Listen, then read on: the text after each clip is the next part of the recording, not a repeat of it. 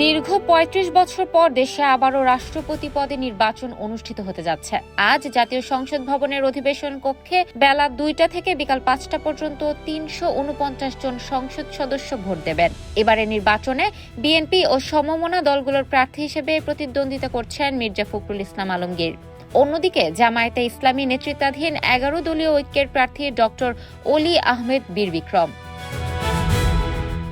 সংসদ সদস্যদের প্রত্যক্ষ ভোটে নির্বাচিত দেশের ২৩তম রাষ্ট্রপতি আগামীকাল সন্ধ্যা ৭:৩০টায় বঙ্গভবনে শপথ নেবেন। জাতীয় সংসদের স্পিকারের দায়িত্বে থাকা deputy speaker barrister Kaiser Kamal নবনির্বাচিত রাষ্ট্রপতিকে শপথ পড়াবেন। শপথের পর রেওয়াজ অনুযায়ী ভারপ্রাপ্ত রাষ্ট্রপতি হাফিজউদ্দিন আহমেদ আনুষ্ঠানিকভাবে নতুন রাষ্ট্রপতির কাছে দায়িত্ব হস্তান্তর করবেন।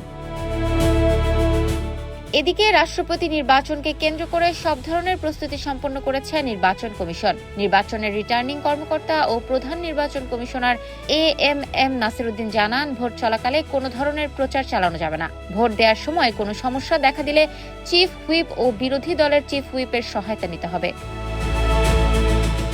সংসদ কক্ষে প্রবেশের সময় সদস্যদের সংসদ সচিবালয় থেকে দেয়া আইডি কার্ড সঙ্গে রাখতে হবে। নিজ আসনে বসার পর সহায়তাকারী কর্মকর্তার কাছ থেকে নাম ও বিভক্তি নম্বর সংবলিত ব্যালট পেপার সংগ্রহ করতে হবে। ব্যালটের কাউন্টার ফয়েল বা চেক মুড়িতে নির্ধারিত স্থানে পূর্ণ নাম লিখে তা সংশ্লিষ্ট কর্মকর্তার কাছে জমা দিতে হবে।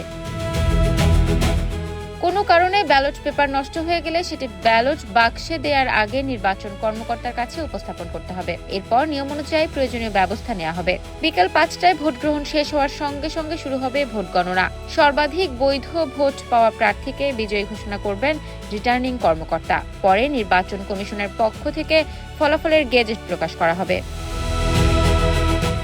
সিইসি এএমএম নাসিরউদ্দিন আরও জানান, ঐতিহাসিক এই নির্বাচন সুষ্ঠু ও সুন্দরভাবে সম্পন্ন করতে নির্বাচন কমিশন সর্বোচ্চ প্রস্তুতি নিয়েছে। তিনি আশা প্রকাশ করেন, একটি শান্তিপূর্ণ ও গ্রহণযোগ্য নির্বাচন অনুষ্ঠিত হবে। ১৯৯১ সালের পর এই প্রথম দেশের রাষ্ট্রপতি পদে সংসদ সদস্যদের সরাসরি ভোটে নির্বাচন অনুষ্ঠিত হচ্ছে। ইফাত আর আইরিন, ক্যাম্পাস টাইমস।